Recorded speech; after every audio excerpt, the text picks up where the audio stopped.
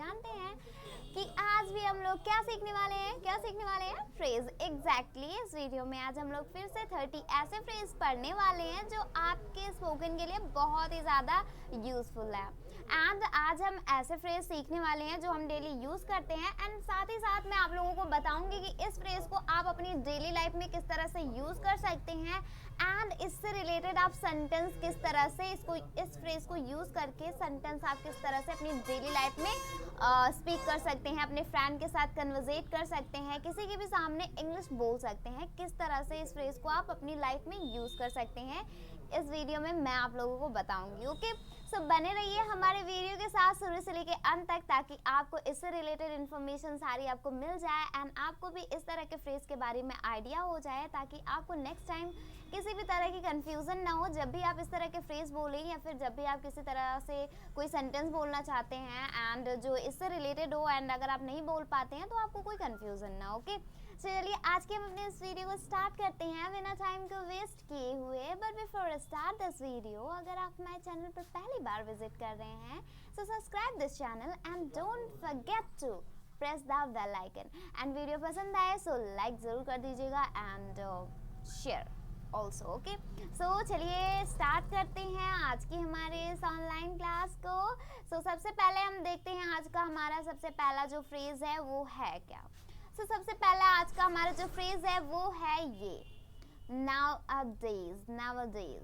nowadays का use बहुत ज़्यादा लोग करते हैं। ओके, इसका मतलब एक्चुअल में होता क्या है, चलिए सबसे पहले देख लेते हैं इसका मतलब क्या होता है। इसका मतलब होता है आजकल।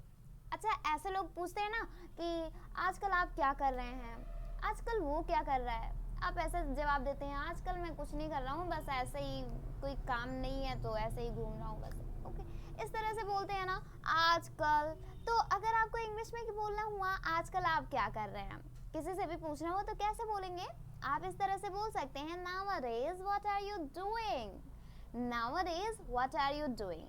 आप बोल सकते हैं आजकल मैं कुछ नहीं कर रहा हूँ, nowadays I'm doing nothing। Okay, nothing कुछ नहीं कर रहा हूँ। nowadays I'm studying, nowadays I'm preparing for exam। Okay, आजकल मैं एग्ज़ाम की तैयारी कर रहा हूँ, I'm preparing for exam। Okay, nowadays I'm doing job, आजकल मैं जॉब कर रहा हूँ, एक जॉब कर रहा हूँ। nowadays I'm teaching some students, आजकल मैं कुछ बच्चों को पढ़ा रहा हूँ। तो इस तरह से आप बहुत सारे सेंटेंस को क्रिएट कर सकते हैं एंड किसी से पूछ सकते हैं अगर आपको इस तरह से क्वेश्चन पूछना हुआ तो।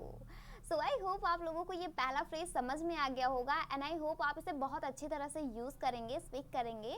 ओके, सो चलिए इसी के साथ बढ़ते हैं हमारे अगले फ्रेज की ओर एंड देखते हैं आज का हमारा अगला फ्रेज। सो आज का हमारा अगला जो फ्रेज है वो है not an problem. It's a not a problem. Okay, not a problem. Not a problem का मतलब क्या होता है, नॉट अ प्रॉब्लम का मतलब होता है you have to use here a problem, not a problem. Okay, कोई बात नहीं, कोई बात नहीं। अब सपोज दैट अगर कोई कुछ कर देता है, सपोज दैट आपकी कोई एक्सपेंसिव सी चीज़ हो एंड अगर कोई तोड़ देता है एंड बाद में अगर बोलता है सॉरी मेरे गलती से लग गया, या फिर गलती से टूट गया, गलती से ऐसा हो गया, तो आप बोल सकते हैं okay not a problem. Okay, not a problem मतलब कि कोई बात नहीं। इस तरह से आप इसको स्पीक कर सकते हैं, not a problem, not a problem. Okay, so अगला फ्रेज देखते हैं। अगला फ्रेज है हमारा heart goes out to.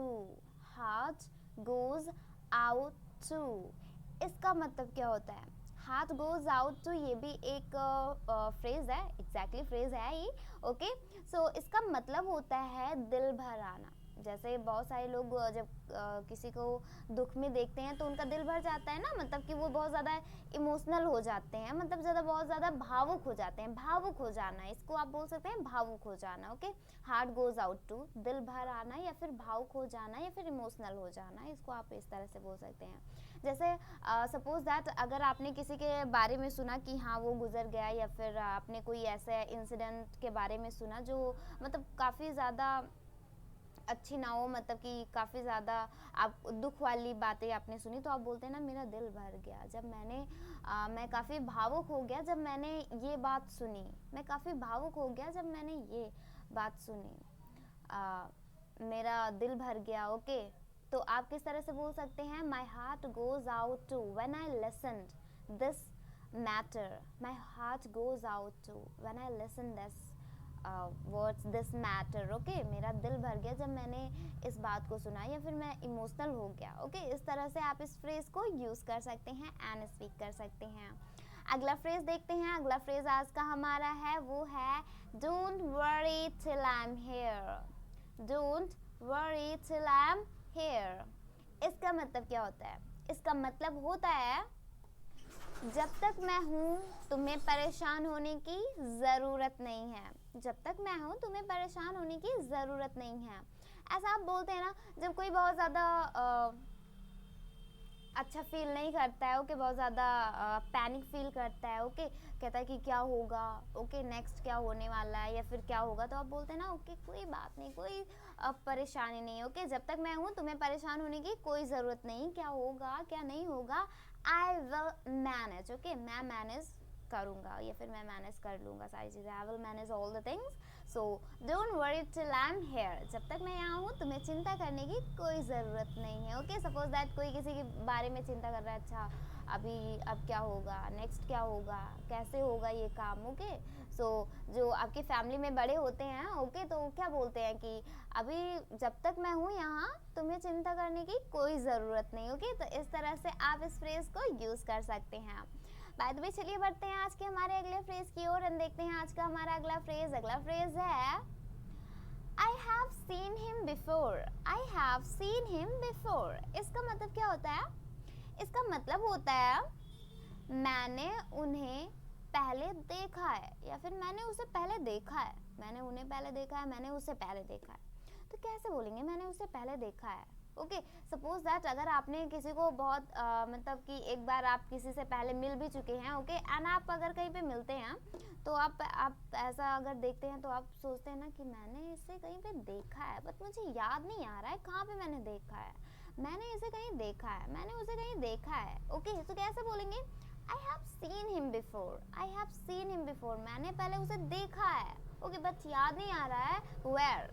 Okay, याद नहीं आ रहा है कहाँ. ओके, तो इस तरह से आप इस फ्रेज को यूज़ कर सकते हैं अपनी डेली लाइफ में बहुत ही ईजी तरह से. And you have to practice at this. Okay, so I hope you got this. I hope आप लोगों को समझ में आ गया होगा ये फ्रेज. ओके, चलिए आगे बढ़ते हैं इसी के साथ हमारे अगले फ्रेज की ओर एंड देखते हैं आज का हमारा अगला फ्रेज. आज का हमारा अगला फ्रेज है वो है डू कम अगेन.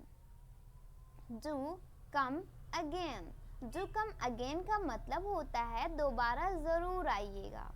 दोबारा ज़रूर आइएगा.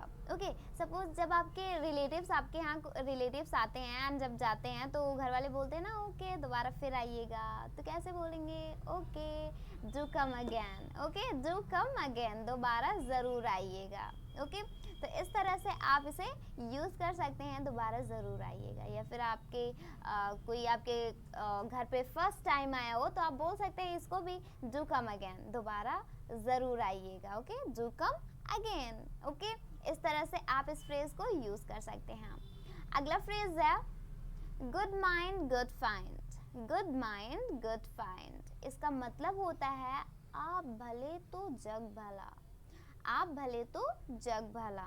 ओके, अब सपोज दैट अगर आप सोच रहे हैं कि आप में ढेर सारी बुराइयां हैं. ओके, कोई भी बंदा हुआ अगर उसमें ढेर सारी मतलब कि नेगेटिविटी है एंड वो सोच रहा है कि मैं दुनिया को बदलूंगा, so it is possible? Definitely not. Okay, so आप बोल सकते हैं पहले खुद सही हो जाइए, दुनिया अपने आप बदल जाएगी. ओके, आप भले तो जग भला. ओके, अगर आप सही होंगे so automatic you will see the positive things. Okay, so आप भले तो जग भला. ओके, किसी को अगर आपको कहना हुआ तो आप इस तरह से इसे यूज़ करके उसे स्पीक कर सकते हैं, उसे बता सकते हैं गुड माइंड गुड फाइंड, आप भले तो जग भला. अगला फ्रेज है negative goes to negative. Negative goes to negative. अच्छा, आप लोगों ने ये तो बहुत ज़्यादा फ्रेज सुना होगा गाँव में एंड अपने फ्रेंड से भी सुना होगा. ओके, हमारे यहाँ के जो एल्डर्स होते हैं उनके मुंह से भी आपने सुना होगा गेहूं के साथ घुन भी पिसता है. सुना है ना? तो इसे अगर आपको इंग्लिश में कहना हुआ तो कैसे बोलेंगे? गेहूं के साथ घुन भी पिसता है. ओके, कैसे बोलेंगे? Negative goes to negative. इसका मतलब होता है गेहूं के साथ घुन भी पिसता है. सपोज दैट अगर कोई इंसान इसको आप इस तरह से बोल सकते हैं, अगर जब कोई इंसान गलत करता है और अगर उसके साथ कोई होता है, उसके साथ तो भी अगर कोई होता है, बट भले ही वो उस काम को ना करे या फिर गलत ना करे, बट उसका भी नाम उसमें आता है, तो आप बोल सकते हैं गेहूं के साथ घुन पिसता है। ओके, भले ही आपने गलत नहीं किया है, बट आप उसके साथ थे तो आप भी उसमें पीसे जाएंगे। तो इस तरह से आप इसको यूज कर सकते हैं। नेगेटिव गोज टू नेगेटिव, गेहूं के साथ घुन भी पिसता है। ओके, अगला फ्रेज है आई know your ABC। I know your ABC, इसका मतलब क्या होता है? इसका मतलब होता है मैं तुम्हारे बारे में जानता हूँ। What? मैं तुम्हारे बारे में जानता हूँ। अब सपोज दैट किसी ने कहा कि हाँ मैं ये कर लेता हूँ, मैं वो कर लेता हूँ, तो आप बोल सकते हैं आई नो योर ABC। या फिर अगर सपोज दैट किसी के अंदर बहुत ज़्यादा निगेटिविटी हो एंड अगर वो अपने आप को फिर भी लोगों के सामने पॉजिटिव, या I am positive, I am everything, I am good, I am all these things, तो आप बोल सकते हैं I know your ABC। Okay, that what types of person you are. Okay, मैं जानता हूँ तुम्हारे बारे में कि तुम किस तरह के इंसान हो। So don't show your positive activity. Okay, तो अपनी पॉजिटिव एक्टिविटी मत शो कीजिए। ओके, तो इस तरह से आप इसे यूज कर सकते हैं अपनी लाइफ में। ओके, सो अगला फ्रेज है you have got wrong number. You have got wrong number. So इसका मतलब क्या होता है? सब जब आप कहीं अगर कोई अननोन नंबर से आपके फ़ोन पे कॉल आता है, तो अगर वो रॉन्ग नंबर होता है तो आप क्या बोलते हैं? आपने गलत नंबर मिलाया है, ऐसा ही तो बोलते हैं ना। तो कैसे इंग्लिश में बोलेंगे? इस तरह से बोलेंगे you have got wrong number, आपने गलत नंबर मिलाया है। Okay, you have got wrong number. So next time जब कोई आपके फ़ोन पे कोई रॉन्ग नंबर आए, तो आप इस तरह से यूज़ कर सकते हैं you have got wrong number, आपने गलत नंबर मिलाया है। ओके, इस तरह से बोलिए। Okay, so now you can use like this. Okay, so ये रहे आज के ऐसे ही कुछ फ्रेज जो आप अपनी डेली लाइफ में यूज़ करके अपने स्पोकन को फ्लुएंट कर सकते हैं। ओके, सो आई होप आप लोग समझ गए होंगे। चलिए आगे बढ़ते हैं हमारे अगले फ्रेज की ओर एंड देखते हैं आज का हमारा अगला फ्रेज है हमारा you have showed your true colour. You have showed your true colour, इसका मतलब क्या होता है? इसका मतलब होता है आपने अपना असली रंग दिखा ही दिया।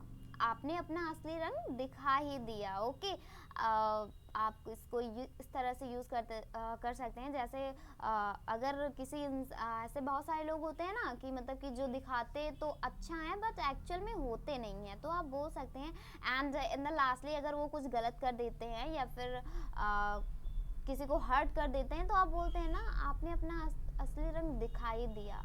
मैं तो सोचता था आप कितने अच्छे हैं, बट आपने तो अपना असली रंग ही दिखा दिया। You have showed your true colour. Okay, तो इस तरह से आप इसे बोल सकते हैं। ओके, सो अगला फ्रेज है आई am speechless. I am speechless, इसका मतलब क्या होता है? आई am speechless. I am speechless का मतलब होता है मैं निशब्द हूँ। सपोज दैट अगर किसी ने बहुत अच्छा परफॉर्मेंस किया, सपोज दैट चाहे वो डांसिंग परफॉर्मेंस हो, सिंगिंग हो, स्टैंडिंग हो या फिर स्पीकिंग हो, ओके, एंड किसी ने बहुत अच्छा कर दिया, तो आप क्या बोलते हैं? मेरे पास कोई शब्द नहीं है आपको कहने के लिए। आई am speechless, I have no word to say about your performance and all these things. Then you can use like this, okay? I am speechless. मैं निशब्द हूँ, मतलब कि मेरे पास कोई शब्द ही नहीं है आपके परफॉर्मेंस को जज करने के लिए या फिर आपके परफॉर्मेंस को कॉम्प्लीमेंट देने के लिए। ओके, इस तरह से आप बोलिएगा ना, सो डेफिनेटली जो बंदा परफॉर्म किया रहा होगा ना उसे बहुत ज़्यादा खुशी होगी। ओके, तो इस तरह से आप ज़रूर बोलिएगा आई एम स्पीचलेस, मैं निशब्द हूँ। Okay, so I hope you got this. तो इसको ज़रूर यूज़ कीजिएगा। ओके, जब भी कोई बंदा बहुत अच्छा काम करे then you can use this. Okay, ऐसा नहीं है कि जस्ट ओनली परफॉर्मेंस, अगर कोई आपका काम बहुत अच्छे ढंग से करता है या फिर कोई भी काम हो बहुत अच्छे ढंग से करता है, then you can use this phrase. Okay, I am speechless. Okay, I am speechless, इस तरह से आप इसको बोल सकते हैं। अगला फ्रेज है she is talking on the phone. She is talking on the phone. इसका मतलब होता है वो फोन पर बात कर रही है। क्या होता है इसका मतलब? इसका मतलब होता है वो फोन पर बात कर रही है। सपोज दैट अगर किसी ने कहा कि जाओ उससे मेरे लिए पानी ले आओ, ओके, सपोज दैट उससे मेरे लिए पानी मांग दो, ओके, तो आप बोल सकते हैं अभी वो फ़ोन पे बात कर रही है, ओके, अभी वो now she is talking on the phone, okay, अभी वो फ़ोन पर बात कर रही है तो मैं पानी नहीं मांग सकता, ओके, तो कैसे बोलेंगे? Now she is talking on the phone, अभी वो फ़ोन पर बात कर रही है या फिर वो फ़ोन पर बात कर रही है। इस तरह से आप इसको यूज़ कर सकते हैं। अगला फ्रेज है who said। who said। who said का मतलब होता है किसने कहा। किसने कहा मैंने ऐसा किया? who said I did this। who said I did this। किसने कहा मैंने ऐसा किया? ओके, इस तरह से बोलते हैं ना, किसने कहा मैंने ऐसा किया, किसने कहा कि मैं वहाँ गया था, ओके, इस तरह से सेंटेंस बोलते हैं ना, तो कैसे बोलेंगे? who said का यूज करेंगे, ओके। और अगला फ्रेज है well said। well said का मतलब होता है सही कहा। well said, you well said, आपने सही कहा, वो ऐसा कर सकता है। you well said he can do this। you well said he can go there। आप सही कह रहे हैं, आप आपने सही कहा, वो वहाँ जा सकता है, ओके। तो इस तरह से आप इस फ्रेज को यूज़ करके बहुत ही यूजफुली यूज़ करके इसे अपने स्पोकन में, ओके, एंड स्पीक कर सकते हैं, अपने फ्रेंड के साथ कन्वर्सेट कर सकते हैं। So I hope you got this. अगले फ्रेज की ओर बढ़ते हैं, देखते हैं आज का हमारा अगला फ्रेज। अगला फ्रेज है हमारा अ रेड लेटर डे। अ रेड लेटर डे। अ रेड लेटर डे का मतलब होता है बहुत ही खुशी का दिन, बहुत ही खुशी का दिन।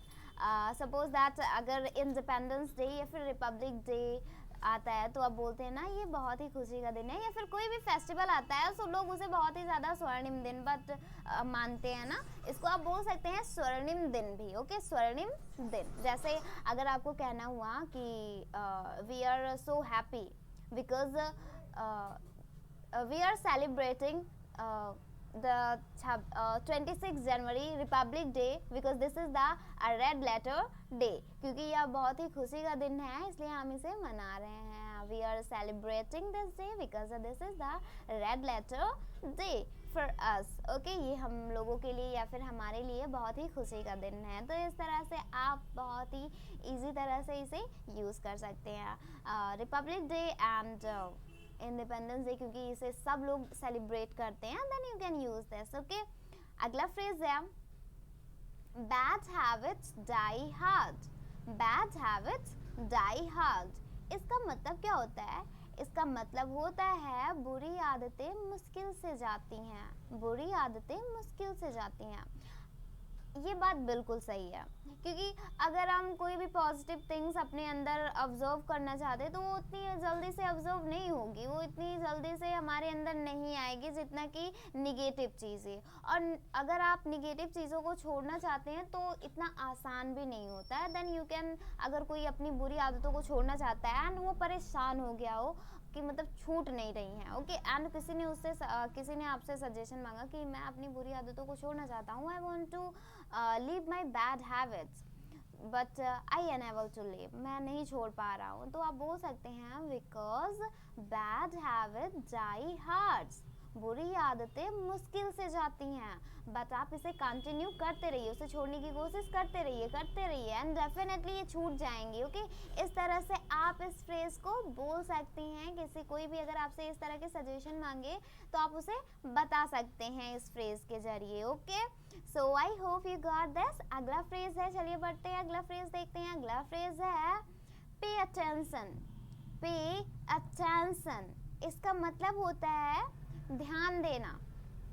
अब सपोज दैट अगर आप कोई चीज़ बताने जा रही हैं कहीं पे, सपोज दैट व्हाइट बोर्ड पे, या फिर किसी को कुछ बताने जा रही हैं, पढ़ाने जा रही हैं, तो क्या बोलेंगे? अगर कोई बात कर रहा है इधर उधर तो आप बोलते हैं ना, डेफिनेटली अगर आप स्टडी करते हैं तो अगर आप इधर उधर बातें करते हैं तो टीचर जो होते हैं क्या बोलते हैं? पे अटेंशन हेयर, ओके, इधर ध्यान दीजिए, okay, pay attention hair, okay, इधर ध्यान दीजिए, ओके। तो इस तरह से आप इसको यूज़ कर सकते हैं। अगर किसी को आप कुछ बता रहे हैं और अगर उसका ध्यान कहीं इधर उधर है तो then you can use this, please pay attention, कृपया इधर ध्यान दीजिए, ओके ध्यान दीजिए, पे अटेंशन हेयर, ओके इधर ध्यान दीजिए या फिर ध्यान दीजिए, ओके। अगला फ्रेज है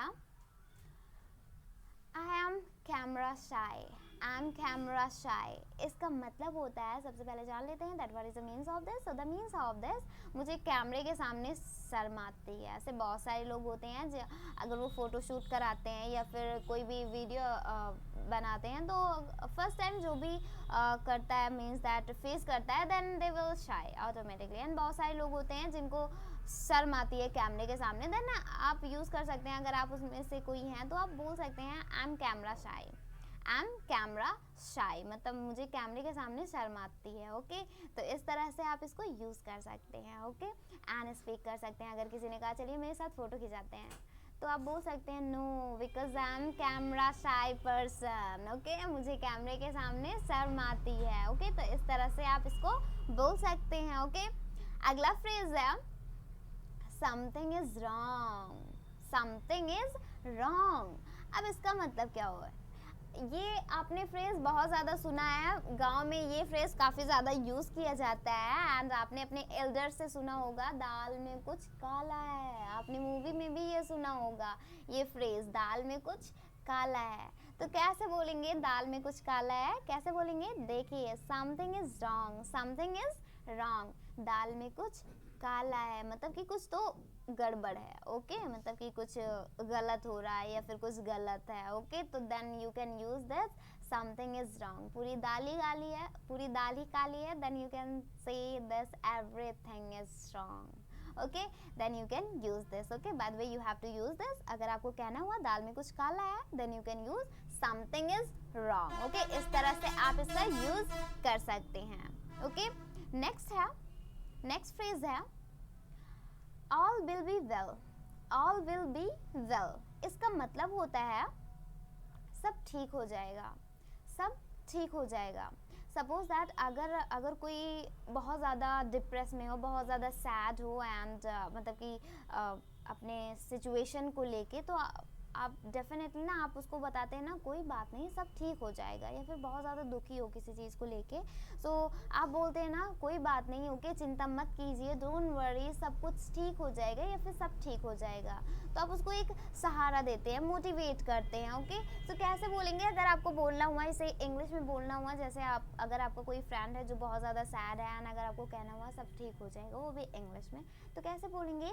ऑल विल बी वेल, सब ठीक हो जाएगा, जस्ट कीप पेशेंस, ओके धैर्य रखिए, सब ठीक हो जाएगा, just keep patience, all will be well, सब ठीक हो जाएगा, ओके। तो इस तरह से आप इसको स्पीक कर सकते हैं।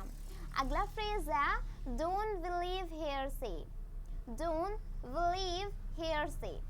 इसका मतलब होता है, हेयर से मतलब होता है सुनी सुनाई बातों पर विश्वास मत करो, ओके। बहुत सारे लोग होते हैं ना जो मतलब सुनी सुनाई बातों पर विश्वास कर लेते हैं एंड तुरंत एक्शन ले लेते हैं। तो आप बोल सकते हैं सुनी सुनाई बातों पर विश्वास मत करो, डोंट बिलीव हेयर से, डोंट बिलीव हेयर से, ओके। सुनी सुनाई बातों पर विश्वास मत करो, ओके। तो इस तरह से आप इसे स्पीक कर सकते हैं। जैसे अगर कोई भी सुनी सुनाई बातों पे बहुत जल्दी विश्वास कर लेता है देन आप उसे सजेस्ट भी इस फ्रेज से कर सकते हैं, ओके। सो अगला फ्रेज है add fuel in fire, add fuel in fire. इसका मतलब क्या होता है? इसका मतलब होता है आग में घी डालना, आग में घी डालना, ओके। ऐसे बहुत सारे लोग होते हैं जब कोई परेशान होता है तो उसे और ज़्यादा परेशान करने के लिए आ जाते हैं, ओके। तो आप बोल सकते हैं आप आग में घी डालने का काम करते हैं, ओके। आग में घी डालना मतलब एड फ्यूल इन फायर, मतलब आग में घी डालना या फिर जले पे नमक छिड़कना, ओके।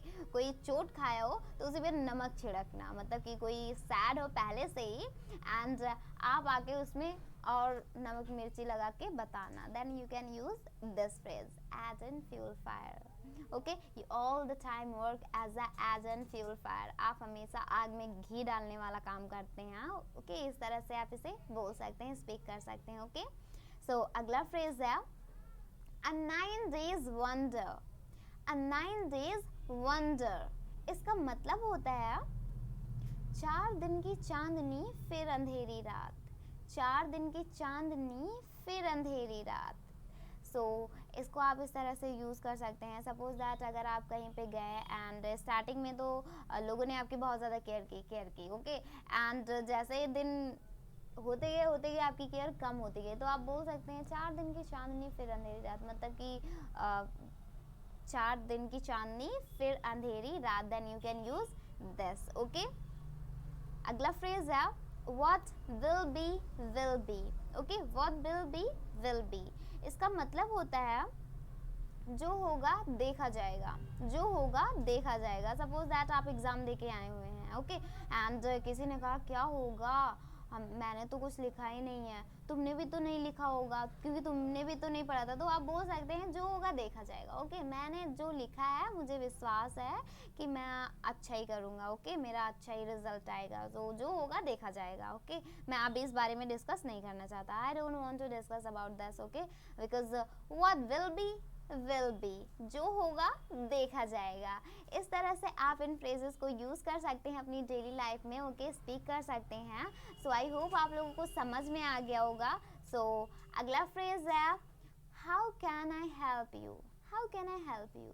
अच्छा, जब भी आप किसी बैंक में जाते हैं या फिर किसी कंपनी में जाते हैं, तो वहाँ के जो रिसेप्शनिस्ट होते हैं या फिर कहीं पे हॉस्पिटल में जाते हैं, जो रिसेप्शनिस्ट होते हैं, जो काउंसलर होते हैं, सबसे पहले यही क्वेश्चन पूछते हैं ना, hello sir how can I help you, how can I help you. तो कैसे बोलेंगे, इसका मतलब क्या होता है, इसका मतलब होता है मैं आपकी कैसे मदद कर सकता हूँ, मैं आपकी कैसे मदद कर सकता हूँ ओके।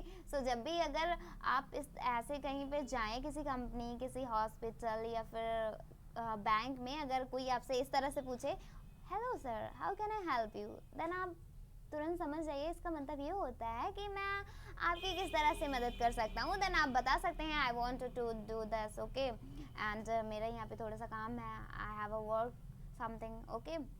इस तरह से आप इस फ्रेज को यूज़ कर सकते हैं ओके। अगला फ्रेज है What can I do for you?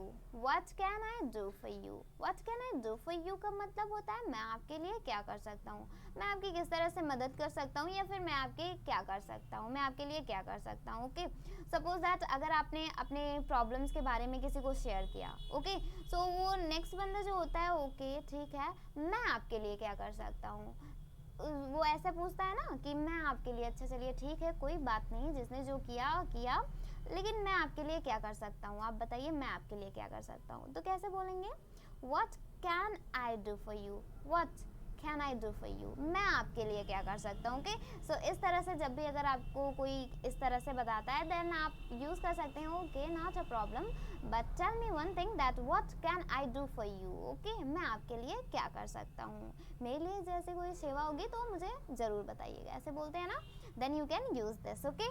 अगला फ्रेज है freak out, freak out. Freak out का मतलब होता है घबरा जाना okay, freak out. Suppose that अब सडनली आप कोई चीज़ देखेंगे तो डेफिनेटली आप घबरा जाएंगे ओके, तो आप बोल सकते हैं आई फ्रिक्ड आउट, मैं घबरा गया, व्हेन आई सा दैट ओके, जब मैंने उसे देखा ओके, व्हेन आई सा हिम, या फिर सा द स्नेक ओके, जब मैंने सांप को देखा तो मैं घबरा गया ओके। इस तरह से आप यूज़ कर सकते हैं इसको ओके।